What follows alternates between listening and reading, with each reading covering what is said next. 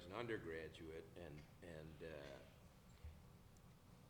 another one of my buddies was killed, and and I started to write in the aftermath of that, but because I had sort of an ambivalent connection with authority, as you might be able to infer, I wasn't a student of his, but I'd shove the pages under his door, under the door of his office. And he finally, after and then I haunt him, like from 100 yards away, which always makes a teacher comfortable. And he finally said, I don't know if he threw me a piece of meat or something, but we struck up a conversation, and he saw something in my work to admire, and he really, saved my life, just in terms of showing an example of how you could live a coherent life. He was a great teacher and an extraordinary scholar and wonderful poet.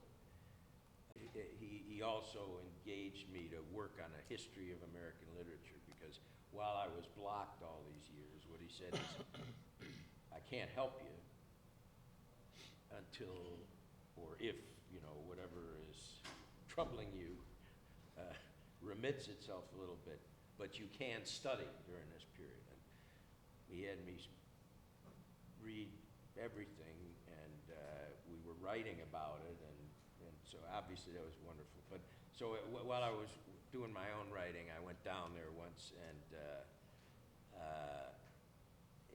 symptomatic of this ambivalence towards authority, I bring him to writing, and I interrupt his dinner, and I say, well, don't you want to read it now? He looks at me and says, well, you act like a writer. So he read it. Now he reads it, and he liked it and everything. And then I say, I don't know if I want to write anymore anyway. Trying to get him, oh, you must. And the best lesson Mr. Warren ever taught me was at that point to say, understand, David, I don't give a shit who writes and who doesn't. And I try to pass along as a teacher. I always have 20 interns working with me. The job of the teacher ultimately is to disappear.